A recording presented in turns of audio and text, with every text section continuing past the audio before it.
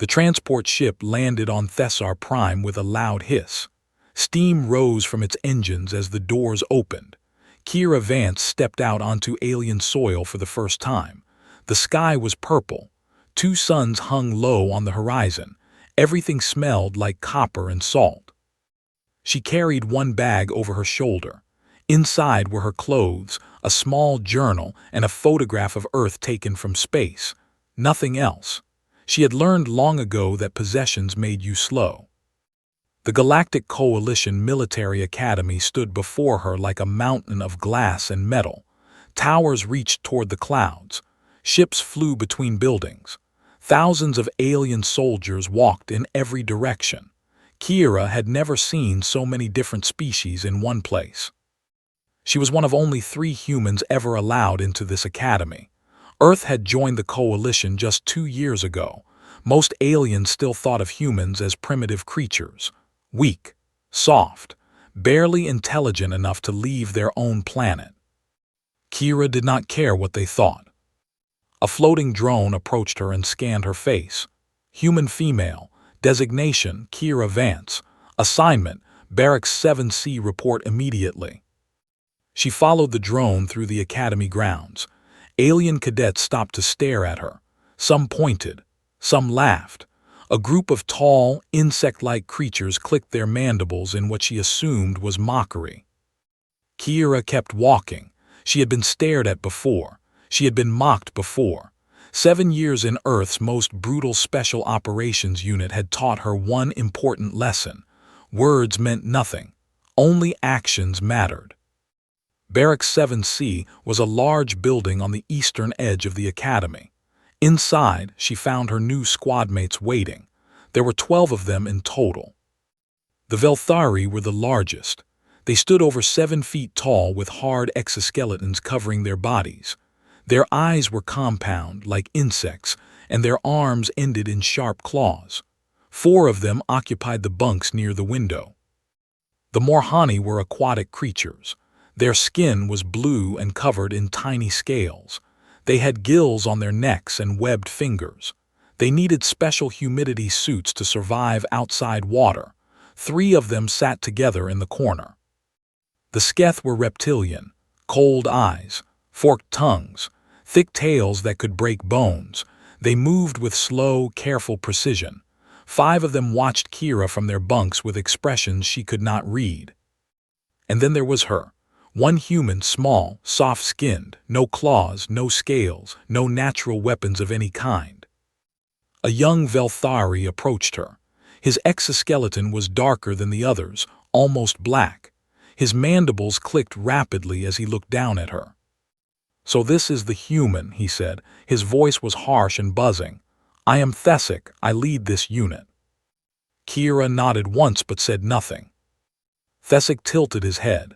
"Do you not speak? Perhaps humans are even more primitive than we thought.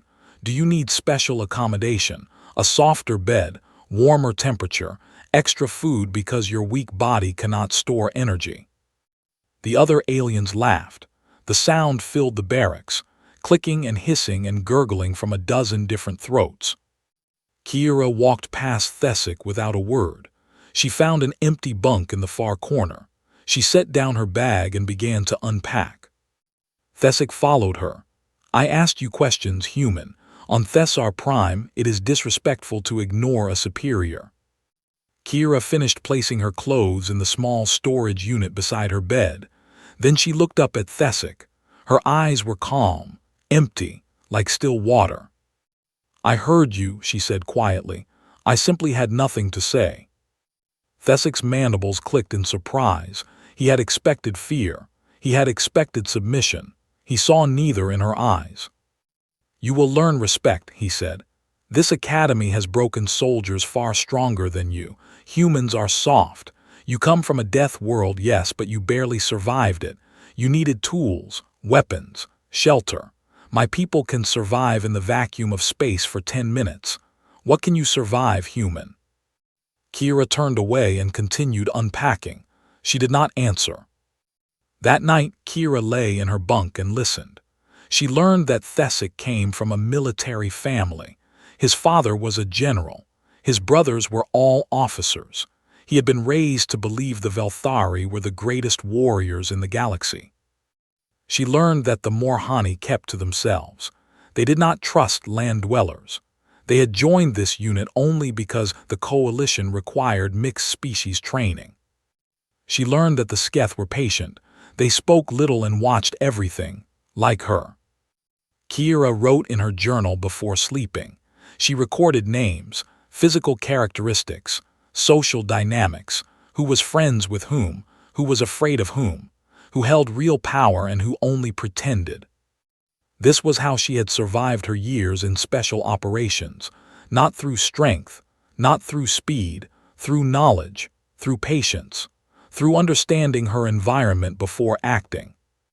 The next morning training began. The instructors were veterans from a dozen different wars. They pushed the cadets hard, running, climbing, fighting, shooting, strategy, survival. Kira kept pace with everyone. She was not the fastest. She was not the strongest, but she never quit. She never complained. She never asked for help.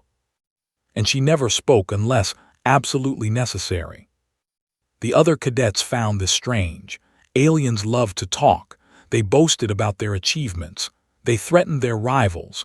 They formed alliances through words. Kira did none of this. She simply watched and listened and learned. Thesic grew frustrated. He wanted a reaction from her. He wanted to see fear or anger or desperation. He saw nothing. "The human is broken," he told his friends one evening. "She has no spirit. She will wash out within a month." But the instructors saw something different. They saw a soldier who conserved her energy, who revealed nothing to potential enemies, who treated every moment as an opportunity to gather intelligence. One instructor, an old Morhani with scars covering half his face, made a note in Kira's file. "Unusual psychological profile. Recommend close observation. This one is either completely empty or completely full. Time will tell which." Kira did not know about this note. She simply continued her routine, training during the day, observation during the evening, writing in her journal at night. She was waiting, for what she did not yet know, but she was very good at waiting. The other cadets had no idea what was coming. They saw a quiet, small human and assumed she was prey. They were wrong. 3 weeks passed at the academy. The training grew harder, the days grew longer, and the harassment grew worse. It started small.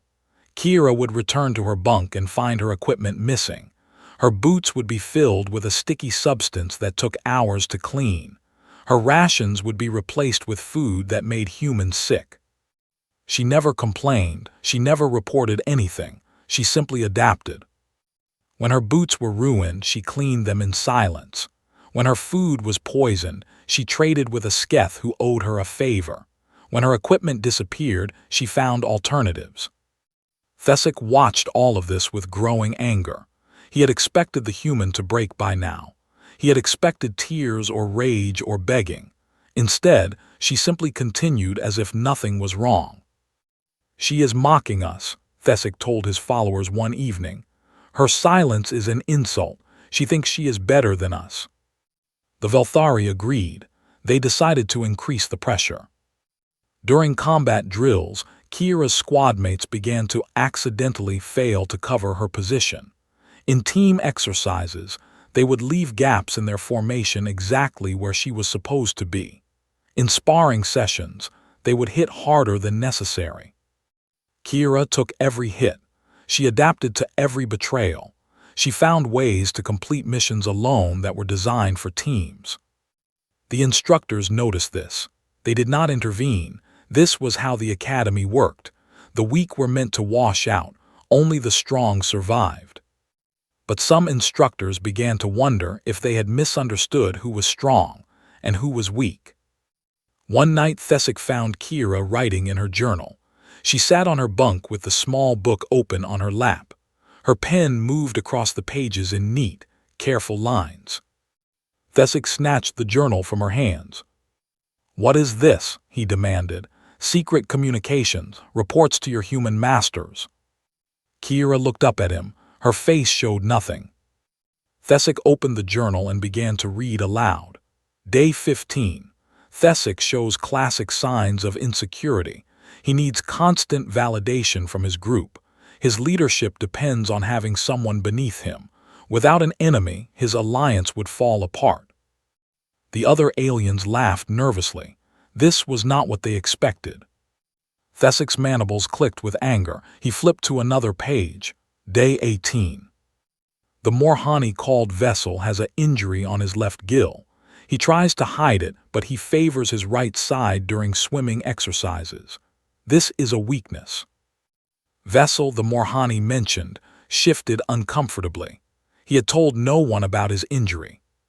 Thesic threw the journal across the room. You have been spying on us. Observing, Kira said calmly, there is a difference. You think you are clever. Thesic stepped closer, his claws extended. You think your little notes will protect you. You are nothing, you are prey. On my world we eat creatures like you. Kira stood up slowly. She was shorter than Thesic by more than 2 feet. She weighed less than half what he did. She had no claws, no armor, no natural weapons. But something in her eyes made Thesic hesitate. You talk a lot, Kira said quietly. I have noticed this. Your species uses threats to establish dominance. You expect others to back down when you display aggression. She paused. This works on most species. It does not work on humans. Why not? Thesic demanded. Because we evolved on a death world surrounded by predators bigger than us. We learned that the loud ones were usually bluffing. The quiet ones were the real danger. Thesic laughed, but the sound was uncertain. Are you threatening me, human? No, Kira said. I'm explaining why your threats do not frighten me. I have faced worse than you. I have survived worse than you. Your words are just noise.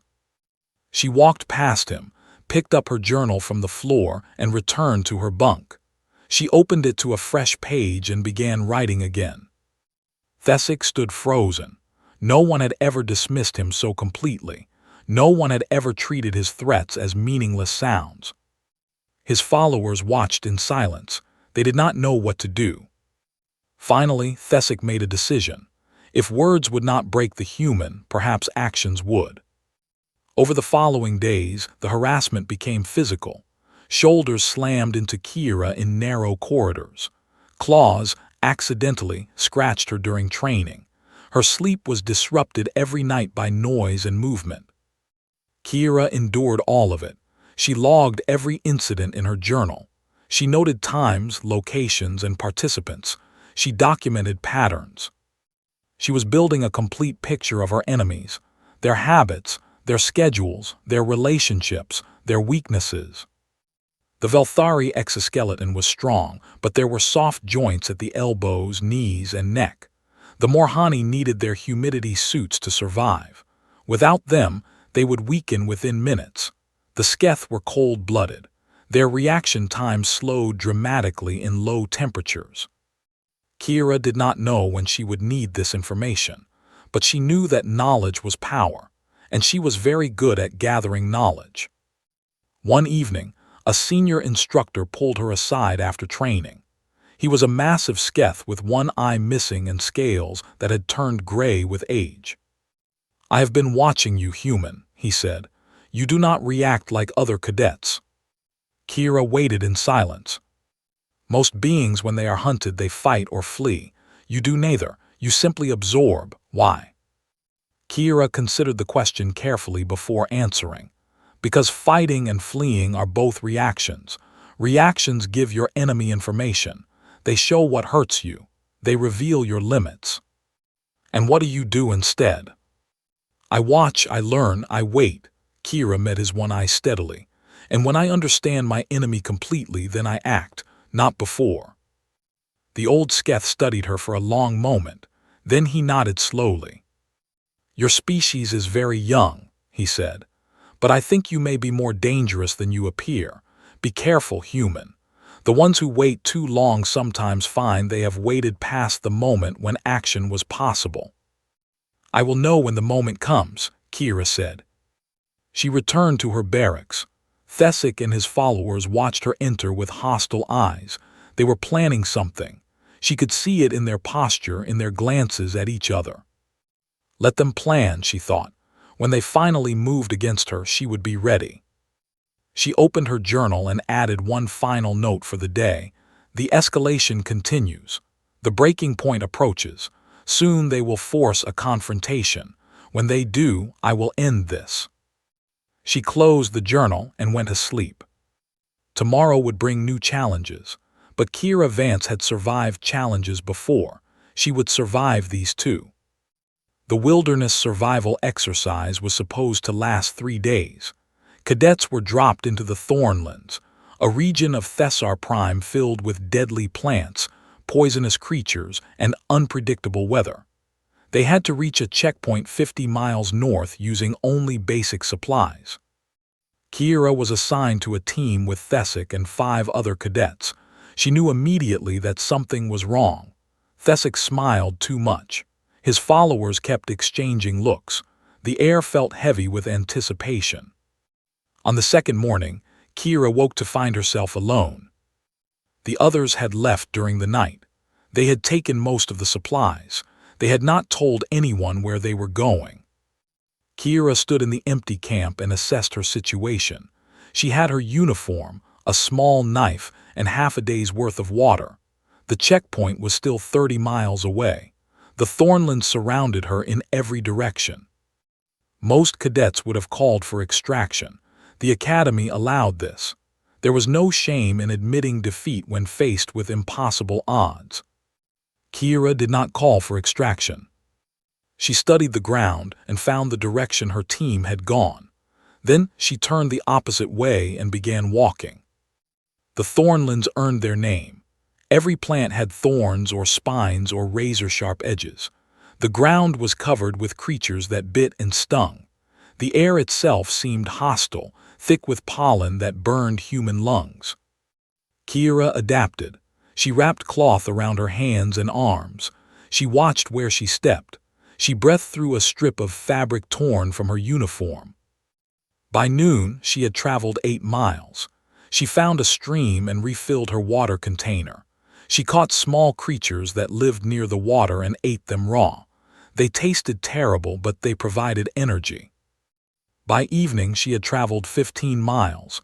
She found a cave and checked it for predators. It was empty. She slept for 4 hours, then continued walking in the darkness. On the third day, she encountered her first major predator. The creature was called a thornback. It was the size of a large bear, covered in spines, with jaws that could crush stone. It smelled Kira from 100 yards away and began to hunt her. Kira did not run. Running triggered the chase instinct in most predators. Instead, she climbed a rock formation and studied the creature. The thornback circled below her, growling. Its eyes were small and positioned on the sides of its head. It relied primarily on smell and vibration to track prey. Its underbelly was softer than its back, but still armored.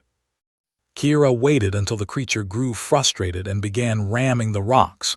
Each impact shook her perch. Stone crumbled beneath her feet. When the thornback reared up for another strike, Kira jumped. She landed on its back, driving her small knife between 2 of its spines. The creature screamed and thrashed. Kira held on. She worked the knife deeper, searching for the spine. It took 3 minutes. The thornback threw her twice. Her arms were torn by spines. Blood ran down her face from a cut on her forehead. But finally, the creature fell. Kira sat beside the body and caught her breath. Then she began to skin the creature. Its pelt was valuable. Its meat would keep her fed for days. She continued north. On the 4th day, she killed a second thornback. This one was smaller, younger, and less experienced. It died faster. On the 5th day, she killed a third. On the 6th day, Kira walked into the base camp. The other cadets had arrived 2 days earlier. They sat around fires, eating prepared meals and telling stories about their adventures. Most had encountered little danger. The Thornlands were harsh, but the planned route avoided the worst areas. Kira had not taken the planned route. She emerged from the tree line looking like something from a nightmare. Her uniform was torn and stained with blood, both hers and the creatures she had killed. Her face was gaunt from hunger and exhaustion. Her eyes were hollow. But she was carrying 3 thornback pelts over her shoulders. Silence fell over the camp. Every cadet turned to stare. Every instructor stopped what they were doing. Thesic rose from his seat, mandibles clicking with shock. He had expected Kira to call for extraction. He had expected her to fail. He had expected to never see her again. How he began. Kira walked past him without a word. She dropped the pelts at the feet of the senior instructor, the old Sketh with one eye. "I apologize for being late," she said. "I was delayed." The instructor looked at the pelts. Then he looked at Kira. Then he began to laugh. It was a harsh, rasping sound like stones grinding together. "Delayed," he repeated. "Yes, I see that you were delayed." He ordered the medical team to treat Kira's injuries. He ordered food and water brought to her. And he made a note in the exercise records. Cadet Vance completed the survival exercise alone, without supplies, through hostile territory after being abandoned by her team. Killed 3 apex predators with a small knife. Recommend commendation. That night, Thesic found Kira in the equipment bay. She was cleaning her knife, the only tool that had kept her alive for 6 days. He brought 4 of his followers with him. They blocked the exits. They surrounded her in a half-circle. "You should not have come back," Thesic said. His voice was cold. "You should have died out there. You should have failed." Kira looked up from her knife. "But I did not." "You make us look weak," one of the other Velthari said. "A human surviving what we could not. It is unacceptable." "The instructors will investigate," another added. "They will learn that we abandoned you. We will be punished." "Unless," Thesic said, stepping closer, "we teach you to keep quiet. Unless we show you what happens to creatures who embarrass their superiors." Kira stood slowly. She held the knife loosely at her side. "You have made a mistake," she said quietly. "What mistake?" "You have cornered a predator." Thesic laughed. "You, a predator, you are small, you are soft, you have no claws, no armor, no." He never finished the sentence. Kira moved faster than any of them could track. Her knife found the soft joint at Thesic's elbow. Her fist struck the nerve cluster at his throat. Her knee drove into the joint where his leg met his body. Thesic collapsed, his exoskeleton cracking from the impact. The other 4 attacked. Kira flowed between them like water. She knew exactly where to strike, exactly how hard, exactly when. In 11 seconds, it was over. Thesic lay on the ground with a shattered exoskeleton. His followers were scattered around him, groaning, bleeding, unable to stand. Kira sat down in the corner and waited for the medical teams to arrive. When they came, she looked up at them with calm, empty eyes. "They fell," she said. That was all she would ever say about what happened in that equipment bay. And somehow, no one ever proved otherwise. The investigation lasted 2 weeks. Academy officials reviewed every piece of evidence.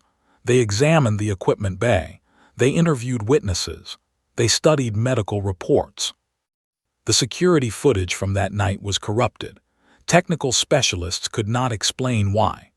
The recording simply stopped working for exactly 12 minutes, then resumed showing an empty room with 5 injured Velthari on the floor. Thesic claimed Kira had attacked first. His followers supported his story, but their accounts did not match. One said she had used a weapon. Another said she had used only her hands. A third could not remember anything at all. Kira said nothing. When investigators asked her what happened, she gave the same answer every time. They fell. The medical evidence was inconclusive. Yes, the injuries were severe. Yes, they were consistent with combat, but there was no way to prove who had started the fight. Without proof, the Academy could file no formal charges. The investigation ended. Everyone returned to training, but nothing was the same. Word spread through the barracks like fire through dry grass.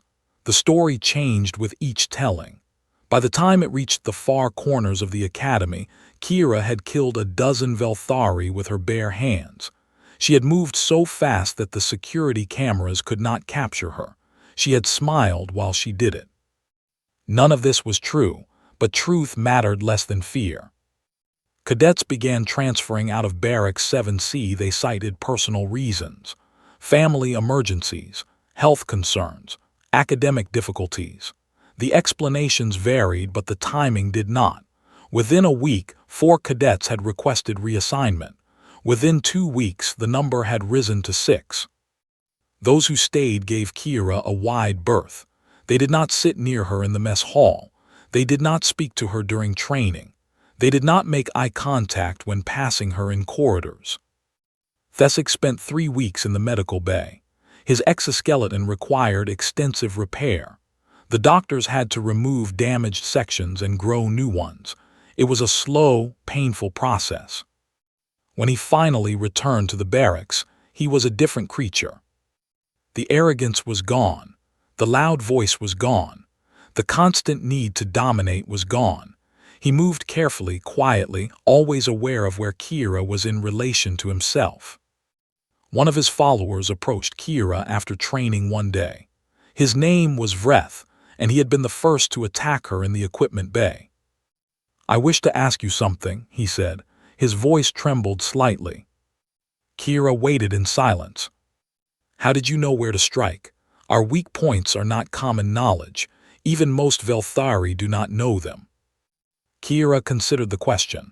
"I watched you for 3 weeks. I studied how you moved. I noticed which joints you protected. I observed which areas you favored when injured." Vreth's compound eyes widened. "You learned our weaknesses just by watching." "Yes." "And you waited. All that time you knew how to hurt us, but you waited." "Yes." Vreth was silent for a long moment. Then he made a gesture of profound respect, one that Velthari reserved for dangerous enemies. "I understand now," he said. "We were never hunting you, you were hunting us." He walked away without another word. The instructors noticed the change in the barracks. They noticed the fear that followed Kira wherever she went. They noticed that cadets who had once mocked her now avoided her gaze. They adjusted her training accordingly. Kira was moved to advanced courses. She trained with elite cadets from across the galaxy. They were veterans of real combat, soldiers who had killed and nearly been killed. They did not underestimate her. She learned new fighting techniques. She studied advanced weapons. She practiced tactics that the regular cadets would not encounter for years. And she continued to watch, to listen, to learn. One evening, the old Morhani instructor pulled her aside. His name was Thros, and he had served in the coalition military for over 100 years. "You have changed the dynamics of this academy," he said. "Do you understand that?" Kira nodded. "Cadets are afraid of you. Instructors are uncertain about you. Command has taken notice of you." Thros paused. "Some believe you are dangerous. They want to remove you from the program." Kira's expression did not change. "And what do you believe?" Thros studied her with his ancient eyes.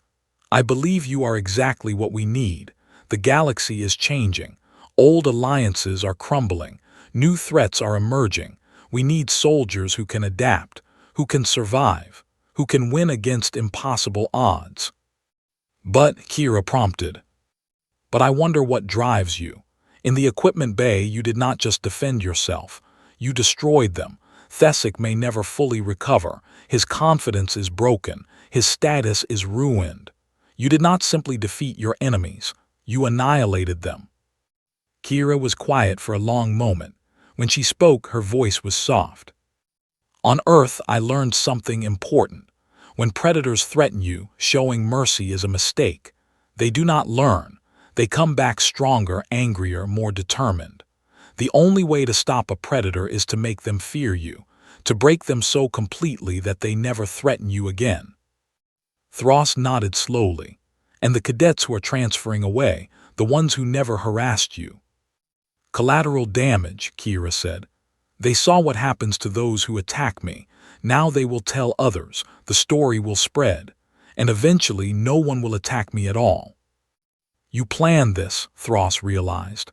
From the beginning, you waited for them to escalate because you wanted witnesses. You wanted a story that would spread. Kira did not confirm or deny. She simply looked at him with those calm, empty eyes.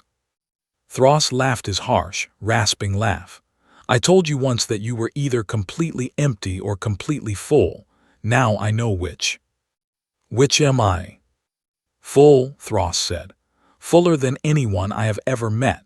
And that makes you either the most valuable soldier this academy has ever produced or the most dangerous. Perhaps both, Kira said. She walked away, leaving the old instructor alone with his thoughts. In the barracks, the remaining cadets watched her return. They said nothing. They did nothing. They simply watched, wondering what she would do next. Kira went to her bunk, opened her journal, and began to write. The investigation was over. The reckoning was complete. Now came the next phase of her plan. She would graduate at the top of her class. She would earn respect through excellence, and she would prove that humans belonged among the stars. Not by asking for acceptance, by demanding it. Graduation day arrived under the twin suns of Thessar Prime. The ceremony was held in the Grand Arena, a massive structure that could hold 50,000 spectators. Representatives from every coalition species attended. Military commanders, political leaders, and media from across the galaxy watched as the newest class of soldiers received their commissions. Kira stood in formation with her surviving classmates. Barrack 7C had started with 12 cadets. Only 6 remained. The others had transferred, washed out, or simply disappeared from the academy roster without explanation. The numbers told a story that everyone understood, but no one discussed openly. One by one, the instructors called out names and achievements.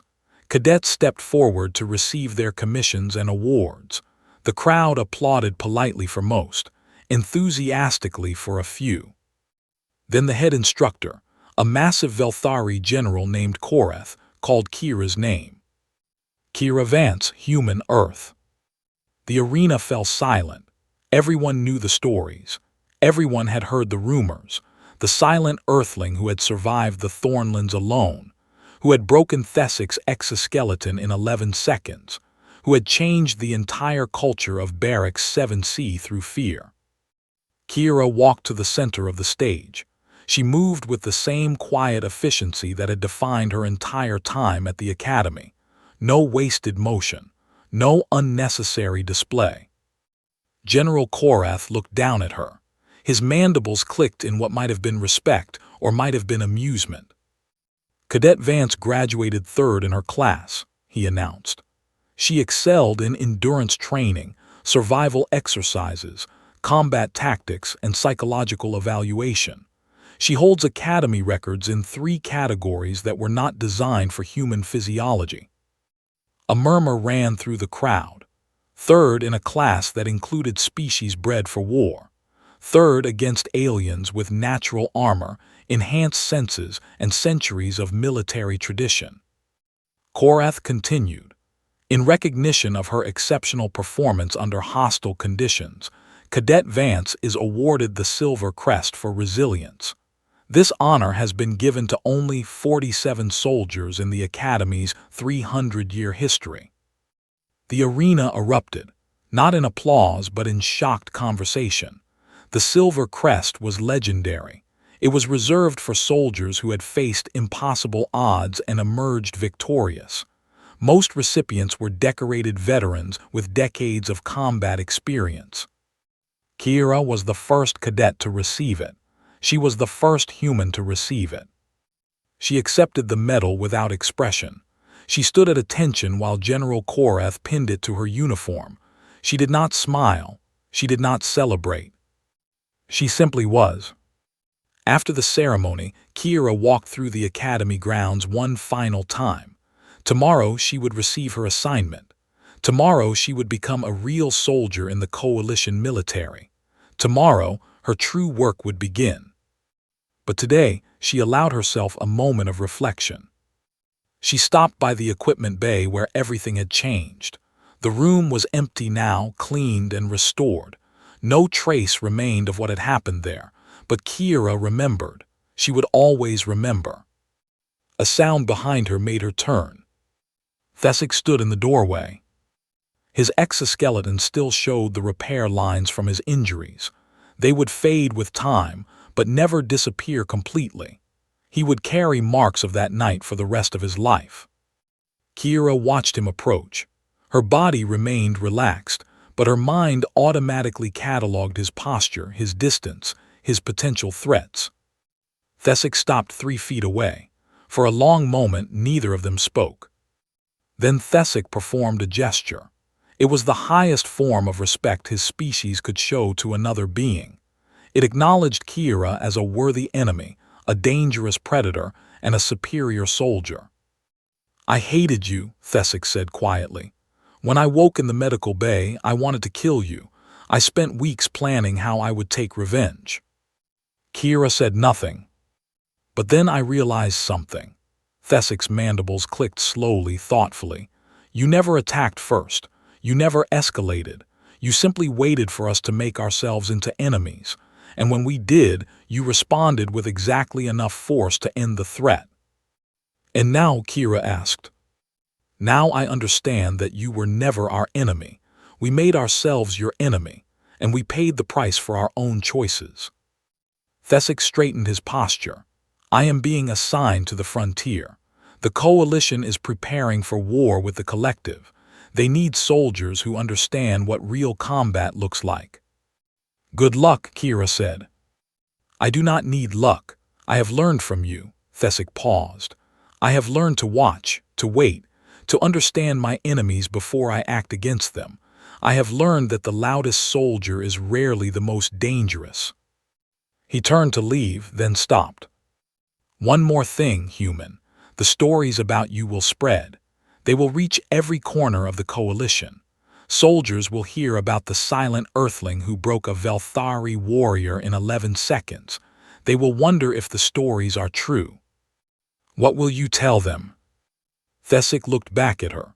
Something almost like admiration flickered in his compound eyes.